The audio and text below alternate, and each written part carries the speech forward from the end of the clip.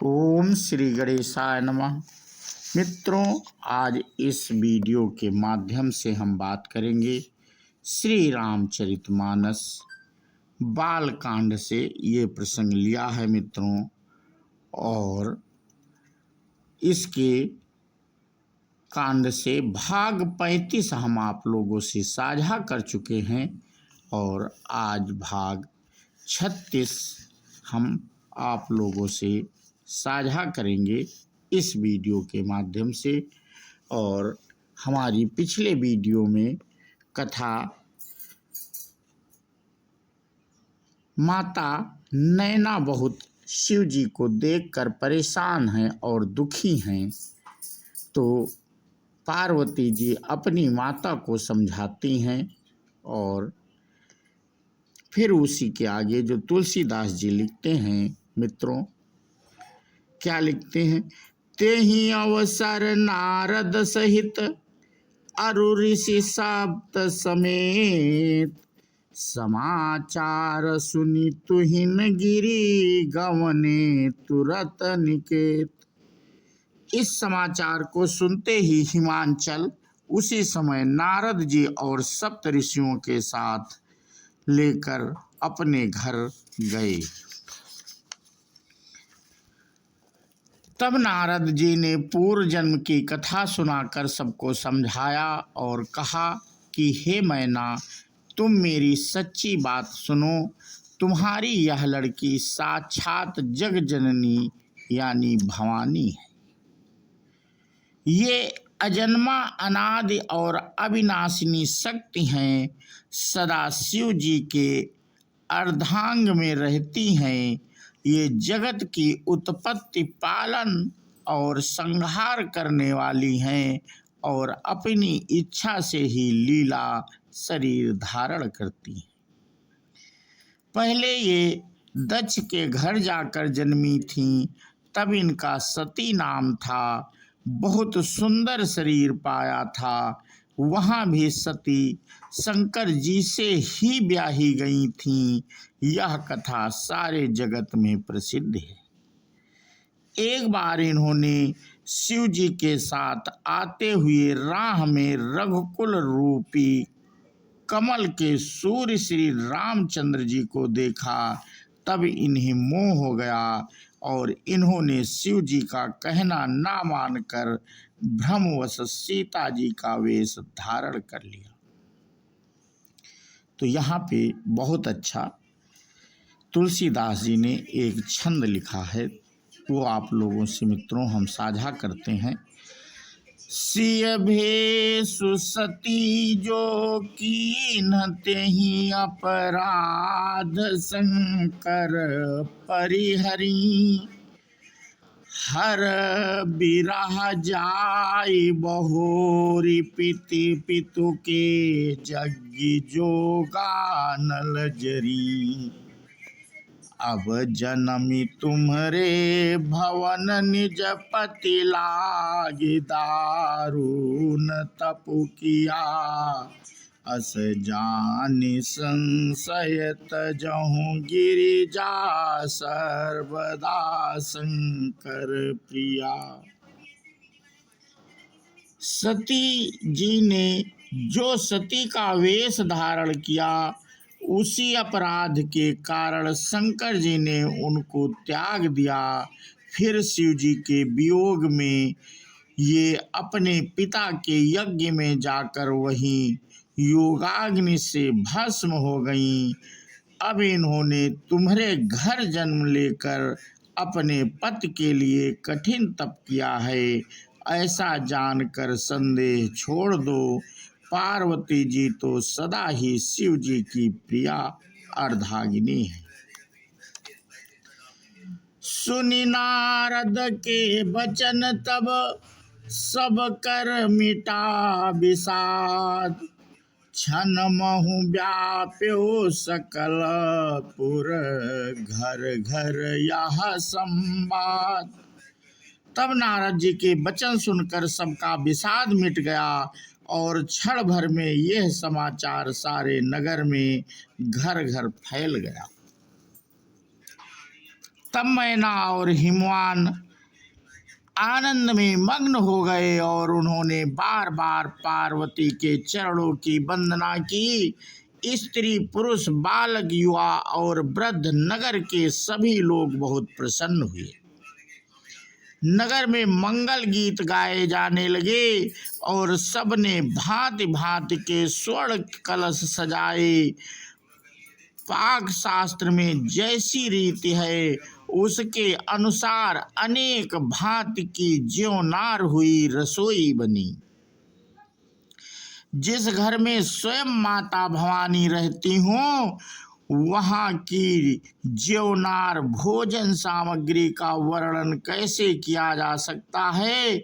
हिमांचल ने आदर पूर्वक सब बारातियों को विष्णु ब्रह्मा और सब जात के देवताओं को बुलवाया।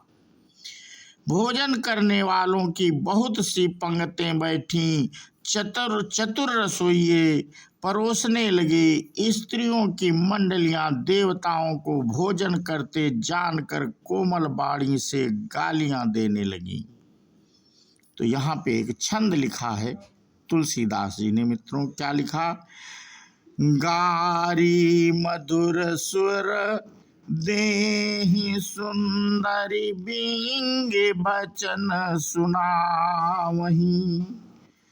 भोजन करहि सुर अति विलंब विनोद सुनि सचु पावहीं। जेवत जो बढ़ियो आनंद सो मुख कोटि न परे कहो। अजवाई दीने पान गवने बास जहाँ जाको रहो। सब सुंदर स्त्रियां मीठे स्वर में गालियां देने लगी और व्यंग्य भरे वचन सुनाने लगी। देवतागण विनोद कर बहुत सुख अनुभव करते हैं, इसलिए भोजन करने में बड़ी देर लगा रहे हैं। भोजन के समय जो आनंद बढ़ा वह करोड़ों मुंह से भी नहीं कहा जा सकता। भोजन कर चुकने पर सबके हाथ मुंह धुलवा कर पान दिए गए। फिर तब सब लोग जो जहां ठहरे थे वहां चले गए। बहुरी मुनि नहीं ममंत कहूँ लगन सुनाई आए। समय बिलो की विवाह कर पठे देव बुलाए। फिर मुनियों ने लौटकर हिमवान को लग्न पत्रिका सुनाई और विवाह का समय देखकर देवताओं को बुला भेजा। सब देवताओं को आदर सहित बुलवा लिया और सबको यथा योग्य आसन दिए। वेद की रीति से वेदी सजाई गई और स्त्रियां श्रेष्ठ मंगल गीत गाने लगी। वेदिका पर एक अत्यंत सुंदर शिव दिव्य सिंहासन था, जिसकी सुंदरता का वर्णन नहीं किया जा सकता क्योंकि वह स्वयं ब्रह्मा जी का बनाया हुआ था। ब्राह्मणों को सिर नवाकर और हृदय में अपने स्वामी श्री रघुनाथ जी का स्मरण करके शिव जी उस सिंहासन पर बैठ गए। फिर मुनीश्वरों ने पार्वती जी को बुलाया। सखियां श्रृंगार करके उन्हें ले आईं। पार्वती जी के रूप को देखते ही सब देवता मोहित हो गए। संसार में ऐसा कवि कौन है जो उस सुंदरता का वर्णन कर सके। पार्वती जी को जगदम्बा और शिव जी की पत्री समझकर देवताओं ने मन ही मन प्रणाम किया। भवानी जी की सुंदरता की सीमा है, करोड़ों मुखों से भी उनकी शोभा नहीं कही जा सकती। तो यहाँ पे फिर गोस्वामी तुलसीदास जी ने एक छंद लिखा है। कोटि हूँ बदन नहीं बनय बरनत, जग जननी शोभा महा। सकुचहि कहत श्रुति शेष, शारद मंदमति तुलसी कहाँ। छवि खानी मातु भवानी, गवनी माधि मंडप शिव जहाँ। अवलोकि सकहि न सकुच पति, पद कमल मनु मधु करु तहाँ। जग जननी पार्वती जी की महान शोभा का वर्णन करोड़ों मुखों से भी करते नहीं बनता। वेद शेष जी और सरस्वती जी तक उसे कहते हुए सकुचा जाते हैं, तब मंद बुद्धि तुलसी किस गिनती में है।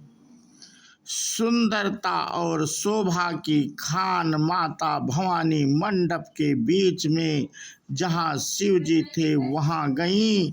वे संकोच के मारे पति शिव जी के चरण कमलों को देख नहीं सकती, परंतु उनका मन रूपी भौरा तो वहीं रस पान कर रहा था।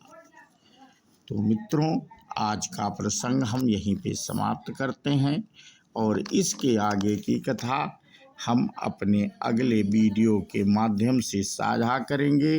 बोलो सियावर रामचंद्र की जय, हनुमान जी की जय। जय हिंद, जय भारत, वंदे मातरम।